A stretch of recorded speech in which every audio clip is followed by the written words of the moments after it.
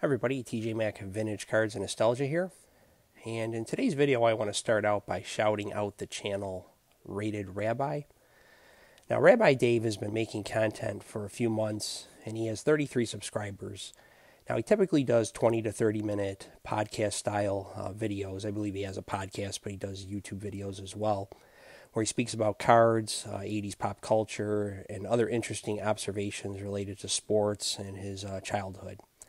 Now I'm going to put a link to one of my favorite videos of his where he shows an incredible display of all his graded cards associated with the 1984 All-Star Game that he attended as a teenager.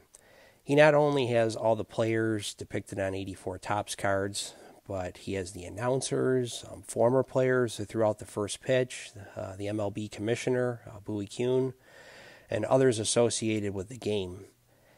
And he did several episodes leading into this video where he shows his display, where he talks about the game, the players, different dignitaries associated with the game, as well as Huey Lewis and the News, who sung the national anthem. It's just a nice walk back in time, and I really enjoy his perspective. Now, Dave is also a Giants and a 49ers fan, and he shares his vintage cards from those teams as well.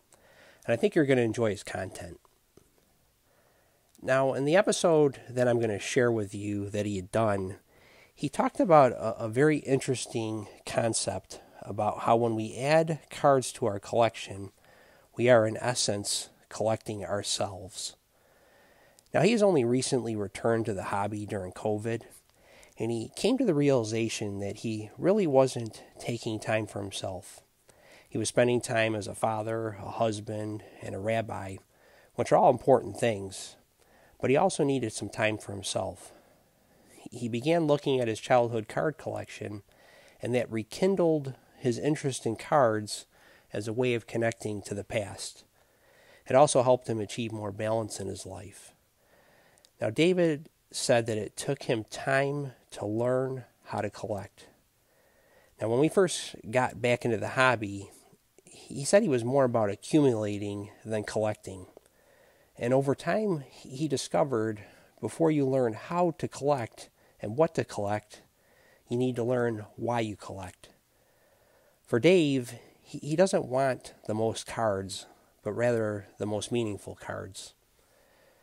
Now, his video got me thinking about a word that I sometimes hear in the community, and that word is evolve. Now, evolve can be a hard word to define.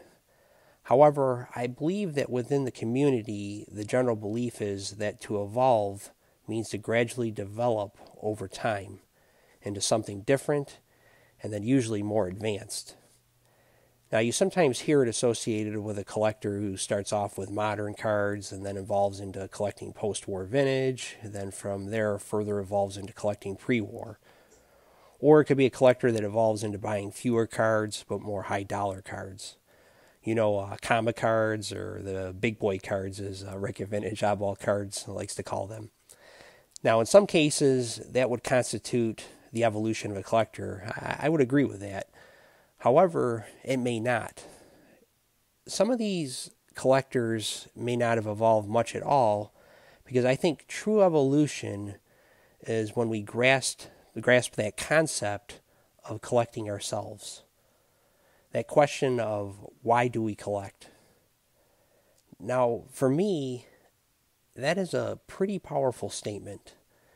When I made my push into vintage graded baseball cards, I wanted exclusively Hall of Famers and superstars. Give me the Mantles, the Arians, Clemente, Mays, the big names.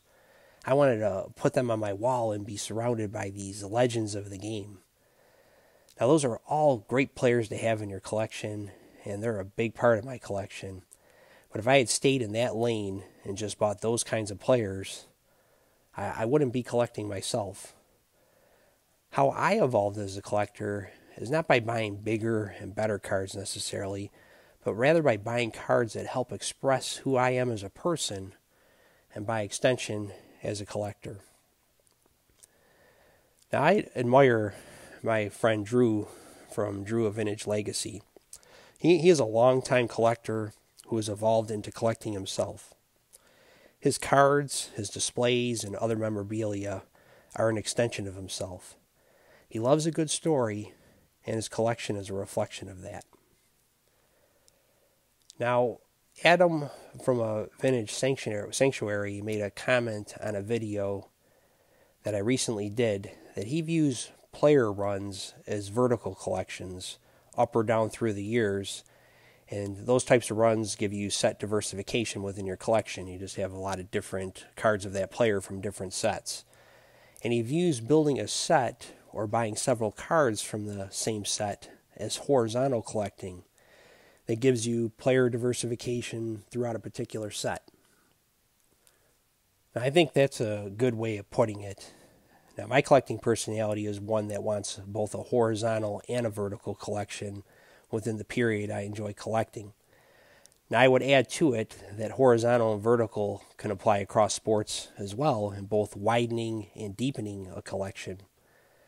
I know I've gone on now for about 5 or so minutes about this topic, but it really weighs on my mind sometimes, and I imagine it crosses your mind as well, and I just want to thank Dave for bringing it up. Now, I very much want a collection that reflects myself. However, I want to express that to evolve as a collector means understanding why you collect and how you want your collection to look.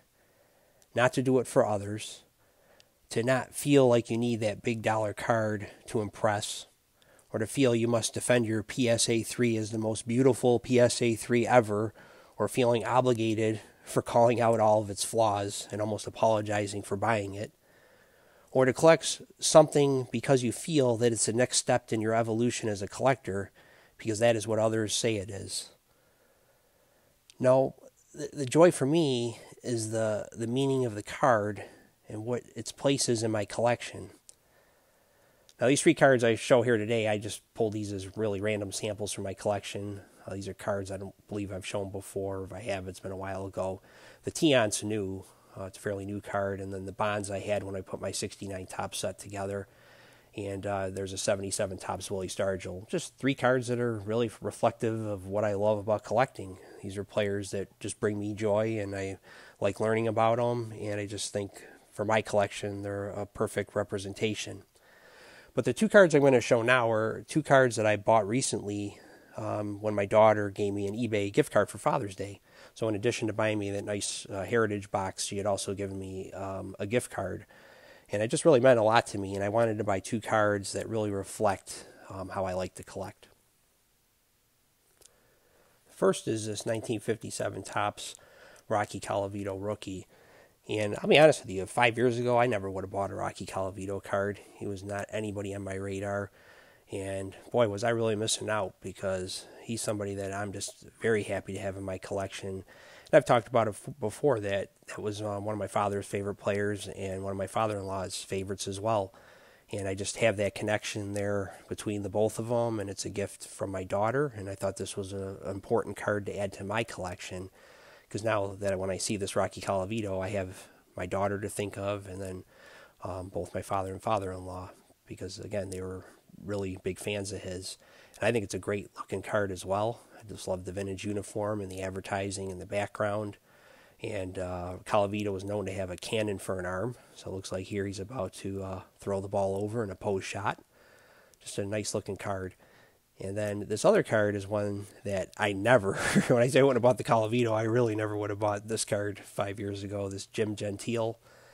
And this is a very tough card to get by 1961 Topps standards anyways. It's a high number, and it's typically very expensive. And I got this one in a grade 5A. I'll tell you the price just because I think for context. I got it for about $35. Everything shipped and everything, probably about $40. But this is a card that I never would have bought, like I said, years ago, because Gentile was not by any means a superstar player or even close to a Hall of Famer, where at least Colavito was pretty close to being on the cusp of the Hall of Fame, where Gentile had a couple nice seasons. But one of his best seasons, or his best season, was in 1961, where he led the American League in RBIs with 141, also hit, I believe, 46 home runs and batted over 300. He finished third in the MVP. And Gentile was one of these guys for years that was just lost in the Dodgers farm system, like many of the players of that time. There just weren't as many teams, and it was very hard to get to the big leagues. So he was somebody that really had to wait his term, and then he got a chance with the Baltimore Orioles in the early 60s, put together some nice seasons, and then kind of fell off in his early 30s. But he's somebody I wanted to add to my collection because I'm putting together a display. I love the 1961 season, and I wanted to put together the 10 best players, in my view, from 1961 who had the best seasons hitting-wise, because it was a great hitting year in baseball, and I wanted the 10 best hitting seasons, in my view. And I'm going to show you what that display looks like now in my card room. So I spent the weekend, putting together a very cool display, just really depicting how I like to collect in each of the rows of this display case. And here you can see the 10 best seasons in my view from 1961. You got Roger Maris, Mickey Mantle, Norm Cash. And I'll do a video on this more in the future. I just want to show you just how it looks. You got Hank Aaron, Frank Robinson. I know there's going to be some glare here, so just bear with it. Willie Mays, Orlando Cepeda, Bob Clemente, the Jim Gentile right there, and then at the end you got Rocky Colavito.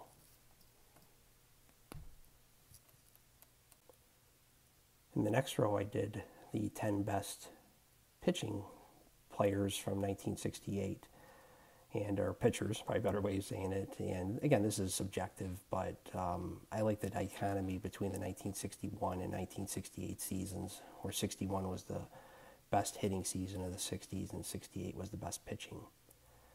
So here you have Bob Gibson, Denny McLain, Marichal. And instead of doing the players' cards from that year, I used their first solo appearance on a Topps card. So it'd be either their rookie or second year card. Tom Seaver, Jenkins, Mickey Lolich, Sam McDowell, and Tommy John, and Catfish Hunter. Now this row of the case and the next row are going to show how my evolution of collecting has occurred over my lifetime. And the first card here is the 79 Topps Danny White. Those were likely the first packs I ever opened, was 79 football. For hockey, would have been 79 hockey. Grew up with these cards around me. Grew up a Sabres fan, and then I learned about Guy Lafleur from my dad. And then I have this 77 card. It's an O-Pee-Chee. I probably mainly had Topps, but my brother had a lot of 70s cards. We used to sort through them. And Lanny McDonald's one of my favorite players from the late 70s, and I just love this card. And then the first Hank Aaron card I ever saw was at the first card show I ever attended, and my brother bought a 71 Topps Hank Aaron. And then my first baseball packs I opened were 1980 Topps, and I wanted Dave Parker and Reggie Jackson more than anything. And then I opened a ton of 81 Topps football, and this was really my first big year of collecting. Was 80 baseball, then 81 football and hockey, where I really was getting into the game and everything. And I got this Tony Dorsett, and then Wayne Gretzky was the big thing, obviously, in hockey, so I remember this card well. And then 87 was another big year for me in collecting. I opened tons of 87 Topps and 87 Donruss. So there's Don Mattingly to help me remember that by. And then I used to ride my bike to get 87 Donruss, and I wanted the Mark McGwire. Now the first solo Mantle card I owned was a 65 Topps. I bought it with my paper out money. And then Johnny Unitas was the first big football card I ever bought at a card show. I paid $25 for a Unitas rookie. It was probably about similar condition to this one. And then I talked about Troy Aikman and his importance in getting me to really like the Cowboys again after they fired Tom Landry. So that was a big milestone in my collecting. And then I've shown this Ted Williams from my wife many times. So it's just part of my journey. And then I got into hockey again as an adult collector. And the Bobby Orr was one of the first cards I wanted. I loved this card as a kid, never owned it. And my dad was a big Bobby Orr guy as well. And then I've talked about the 67 Topps Mantle. This is not the one my father gave me that I showed in a video a while back. It's my graded copy, but my other one is stored away. I don't want to display it. And then I have this Tom Landry that signifies my return into 50s vintage football, and I've made a big push on that over the years. And then the Al Rosen and Rocky Colavito are just cards that are sentimental to me because of my father-in-law and my father. And the last row of this case is just showing some art cards that I like. I've shown this vein a couple times, but I'm just showing you that I'm displaying it as well. Hank Sawyer, Warren Spahn. I've showed these cards all before, but I've got them on display right now. And this is a shout out to Gannon. I got the cards on the side. He likes them on their side, and I kind of like it like this. They fit well in the case, so I'm just going to give my buddy Gannon a shout out. Then you got Billy Pierce, a player that I really have a lot of respect for, as well as Vern Stevens. And then you got my Pee Wee Reese, Roy Campanella, and L Dark to finish it off. So this video's gone on quite a bit. I appreciate you sticking around if you did. And I'll just take a shot of the back. Or from the back. You can just see it all here. This is going to be crazy glare, but just gives you an idea. This is really my love of collecting right here in this case. So everybody have a great day, and we will talk again soon.